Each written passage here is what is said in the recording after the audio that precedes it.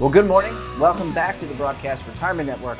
I'm Jeff Snyder. This is BRN AM for Tuesday, August 31st, 2021.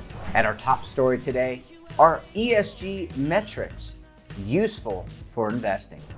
Well, joining me now to discuss this a lot more, Bob Colley is principal and founder with Colley ESG. Bob, so great to see you. Thanks so much for joining us on the program this morning. Always a pleasure, Jeff.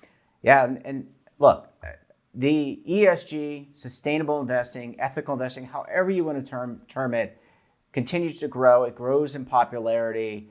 And it's not just growing in popularity in terms of concept, it's growing in popularity in terms of assets. And we see projections in the trillions as we look into the future of this decade. But Bob, there are some naysayers out there. And I know you wanted to spend, and we wanted to spend some time kind of addressing some of the concerns, and maybe they're viable concerns. But why don't you take us through some of the concerns and we can kind of have a nice discussion about that. Yeah, so there's an interesting debate brewing within ESG circles at the moment. Obviously, as you'll be aware, there's always been this question of how do we make sure that as we pursue ESG objectives, we're not undermining the financial side of things. So that's always been a concern to make sure, let's make sure that we have the right synthesis between the ESG objectives and the financial objectives. But the new debate that's brewing and the new question that's being asked is, well, is ESG investing actually achieving anything useful when it comes to the environmental impact and the social impact as well, to some extent? And so here, the debate has really been kicked off in a couple of articles that have been written, the first of which by the former CIO of sustainable investing at BlackRock, so this huge firm. And one of the senior professionals there has left the firm and is saying, actually, he's kind of now doubting whether there's anything positive being achieved by ESG investing at all. And so obviously, somebody like that, you have to take their concerns seriously. You have to think about what they're saying. And what the argument is really coming down to is he's saying, look, the only thing that really makes a difference is government policy. And to an extent, you could agree with that. You say, if the government isn't setting the right parameters, if the government isn't saying we care about the environment, we want you to behave responsibly, then nothing else is really going to help. But I think where the rest of the ESG community has a problem with the argument that Tarek Fancy is putting forward is where he's saying, and nothing else does any good. So in other words, yes, it's great that we need public policy. We absolutely need the government to be pushing in the right direction. But at the same time, investors are very, very powerful. And to say that government policy is more effective without investment behavior behind it doesn't convince me, at least. But that's the debate that's brewing up, and you'll have seen some of the stories around that, I'm sure. Yeah, definitely have seen that. And so just to kind of frame, $53 trillion by 2025, that's not chump change, Bob. Mm-hmm. And I mean, if money talks, and money does talk, I think, people pursue their self-interest. Boards respond to what the share price is. I have to think, and I'm not going to take, I think there are merits on all sides. The extremes are the extremes. But let's just try to think this through a little bit, and we can do this over the course of both segments, which is, first of all, change doesn't happen overnight. That's number one. I can't think of anything short of the creation of the universe, which happened in a millisecond or whatever, supposedly. I wasn't there. Neither of us were there. But change doesn't happen immediately. But I have to think that someone like yourself who is knee deep, maybe waist deep or chest deep in this business, you've seen positive impacts, right? So what are some of those positive impacts? Well, so here, in order for that change you're talking about to come about, you need everything to be lined up and pulling in the same direction. Because as you and I both know, the biggest incentive, not the only incentive for people to do things, is the financial incentive. Markets don't solve everything on their own. We're not all motivated solely by money. But having said that, if the financial incentives pull in one direction, that's going to create a lot of action. And here's where public policy really can achieve an awful lot, is by aligning those incentives to achieve the outcome that you want to achieve. So, for example, and this argument goes back to Milton Friedman, who was hardly an environmentalist. He was a market fundamentalist, but he argued, if you're really concerned about greenhouse gas emissions and you're concerned about carbon in the atmosphere, put a tax on carbon in the atmosphere. And that way, the people that are putting carbon into the atmosphere have a financial incentive to reduce it. And if you put that tax right, we can say, well, the harm that's being done to society by carbon being pumped out is balanced by the tax that you're placing on the people that you're doing it. So here you have the public policy and the financial incentive aligned to create the outcome we want. And so here's the types of things that we're looking at, where you can actually pull the financial incentive and the public policy incentive pulling in the same direction. And that way we can all get on the same page. So I think that's an example of the types of solutions which are market-based solutions, but which are also ones which have a hope of actually changing the behavior of companies and individuals. And I'm smiling because Milton Friedman is one of my heroes. I think I've read Free to Choose 400 times. Bob, let's talk about the EU, European Union, and the Securities Exchange Commission, so that within the U.S. government, they're actively creating regulations. The Department of Labor created regulations. So I don't think it's fair to say, for anyone to say that nothing is being done. But to your point, you got to be rowing in the same direction. And it just, from my point of view, it looks like we kind of are. I mean, there's still a value, and I want to talk about greenwashing and stuff in the second segment. But could you just address that? I mean, we've got regulation, we've got legislation, we've in not only here in the States, but also across the pond in Europe. That's right. And in fact, for someone like myself who's living in this world, it's difficult to keep up with the amount of regulation and the new ideas and the new things that are being put forward. So definitely there's action. And I think that the debate really comes down to, is the action the right action? Is it as effective as it might be? And it's natural. We're all kind of trying to work out the best way to do things. And the approach that's being taken in the EU isn't quite the same as the approach that's being taken in the UK, and certainly is not the same as the approach that's being taken in the US. And so what you hope will happen is that people will learn from one another, will see what works, what doesn't work, because this isn't a simple problem where we can just say, oh, all we need to do is X and everything will be okay. Even if you know what it is you're trying to achieve, the right way to get there, the most effective way to get there is something that we have to learn as we go. And I think the regulators have to remain responsive to seeing what works and what doesn't work as they try to get where they want to go as well. Yeah. Bob, like I said, I've got to take a quick break, and we're not going to have enough time to really discuss this issue in totality. We can't dedicate, I would love to dedicate hours to it. But let's take a quick break. When we come back, we'll talk more with Bob about metrics, government, regulation, and a lot more. You're going to want to stay tuned right here on BRN AM.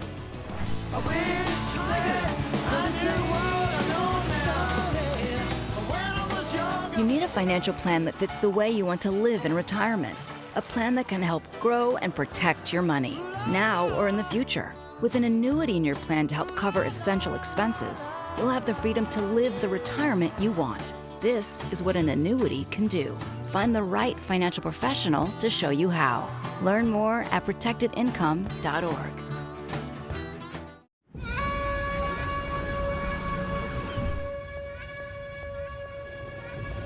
Imagine a new television network that will make you richer, healthier, and in control of your financial future.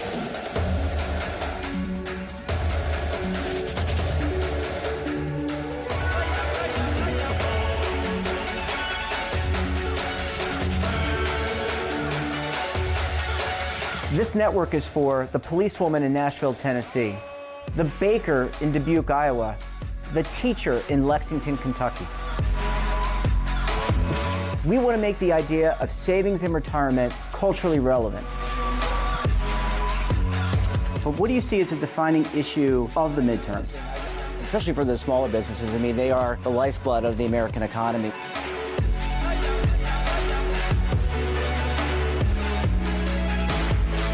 Featuring exclusive interviews, current affairs, and docuseries. 33 years old, you retired early. The philosophy is money only matters if it helps you live a life that you love. But you got to start thinking about retirement as soon as you get in. The Broadcast Retirement Network will drive very high engagement with premium partnerships. So this isn't retirement and savings for your parents or grandparents. This is for all Americans. And we're going to change the way you think about money.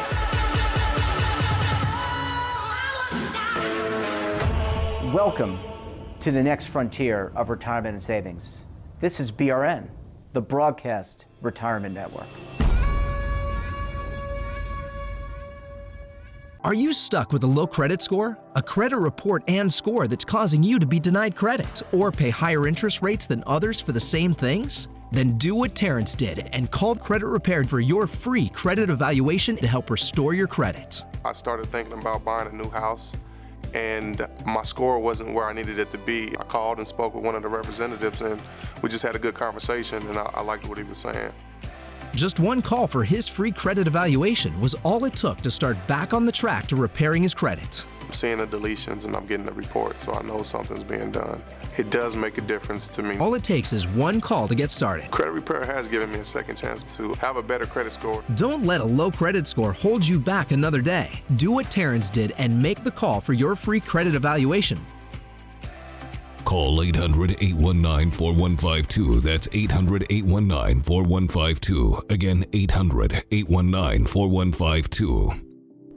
Welcome back. We're talking with Bob Colley. He's principal and founder of Colley ESG. Bob, thanks so much for staying with us this morning. It's a pleasure. And let's just pick things back up from where we were talking about. We kind of ended the first segment on regulation, things that are happening both in the EU, the UK, and the US. And for some reason, I was a little lax in remembering Brexit. I don't know how I could forget. My bad on that. Sorry, folks in the UK, or maybe not, depending on your point of view. But let's talk about some of the regs. And look, I just read a story about the SEC looking at greenwashing for a particular, I'm not going to name the company. That's not going to do us any justice here. But they are active in making sure the companies do what they need to do and they follow through, and that investors are aware of some of the challenges. Absolutely. And I think we could say this is what we should expect, as everybody is trying to align their strategy with a world in which people are much more concerned about, particularly environmental objectives and social objectives as well. As every firm is trying to realign itself, one of the things which will happen is that some firms will kind of let their marketing story run away with itself, or they may overstate their credentials and they may exaggerate how much they're actually doing. And so it's right that the SEC and others will keep an eye on firms and try to keep them honest here. So I think it's encouraging that this is something that people are aware could happen, and consumers need to be sensitive to it as well. I mean, just because somebody claims that they've got this wonderful green product doesn't necessarily follow that they're necessarily delivering on that. And so it's a shame that sometimes you have to look a little bit beyond the labeling, but in a sense that's completely natural in an area where there's so much change happening so quickly. And Bob, I don't know if you happened to catch our episode on Saturday, but we had Lydia Saad from Gallup talking about, there is a difference between how institutional investors view sustainability and ESG, and then it sounds like there's still a lot of education that has to happen. I would argue a lot of education about a lot of things in finance, but it sounds like a lot of education has to happen specific to sustainability for there to be greater adoption and even greater scrutiny of these products. No, the segment you're talking about where the Gallup results were being reported was certainly something that was educational for me. I mean, I work mainly with institutional investors, so I've seen a lot of development over the last few years, and people have really moved up that educational curve quite quickly. And to be reminded that the broad population doesn't catch things quite as quickly. It takes time for ideas to seep through into the wider consciousness, was certainly very helpful for me. So I think we do see that gap between what the leading investors are doing, the big institutions, the really big funds, and what might be available to the retail consumer, where there are some very, very good products available, but that market just naturally is going to move more slowly than it's possible on the institutional side here. Yeah, and just back to our previous conversation, Bob, I mean, ambition, sustainability, ambition, these are large goals, large ambitions, measurement, being able to just point to something and drive change. Just want to reiterate, that takes time. I mean, you think about all the major, I'm not going to list them, but all the major initiatives here in the US, how we made social change. They didn't just happen like that. They happened over maybe decades and decades. And so these things take time. And I think it's kind of hard to judge an industry or a segment of the industry in the short amount of time, short sample size we have. It is. And I think, again, with the pace of change that's happening here, a lot of the time there's a conversation happening and people are just talking at cross purposes with one another. It's something that you take for granted. If you've been seeped in some of the things around climate change even, and you're seeing the impact of greenhouse gas emissions and so on. And when you've lived that for a while, you're starting from the point of, well, it's obvious, everybody knows that, as a society, we simply need to emit less greenhouse gases. It's very, very obvious to one segment of the population, but we shouldn't assume that everybody has completely internalized that in the way that maybe the people that have studied it have. And it does take time for people to appreciate, actually, this is something that we're all in it together. We should all care about this, and we've got to find ways to advance on that. And we've got to all do it together. The energy companies are learning this lesson as well, and some of them are certainly trying to change their focus to become more renewable and so on. So it's not even a story here of trying to say there's good guys and bad guys.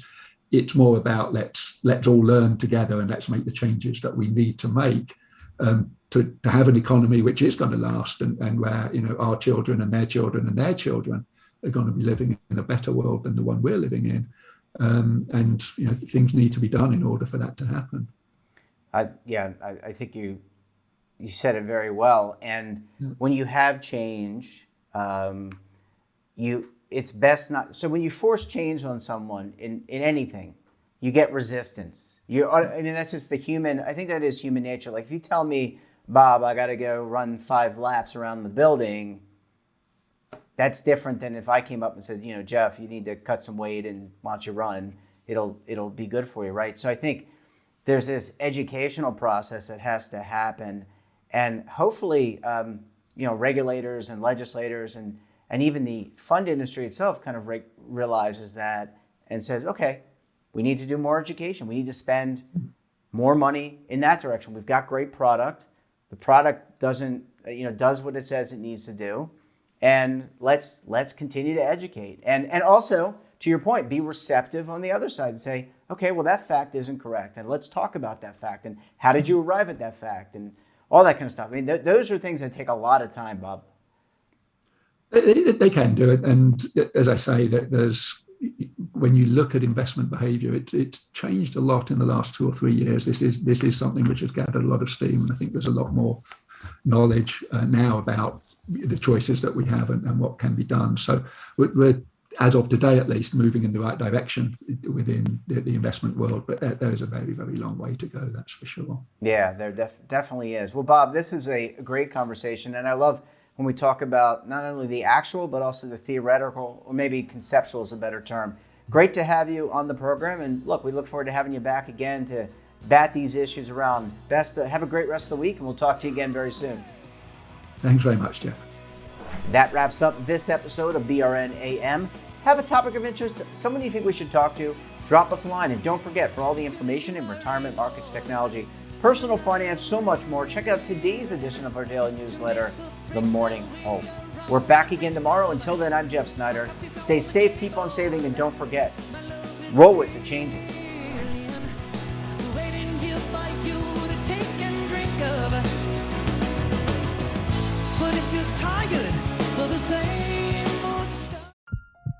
Are you being audited and do you owe the IRS $10,000 or more in back taxes?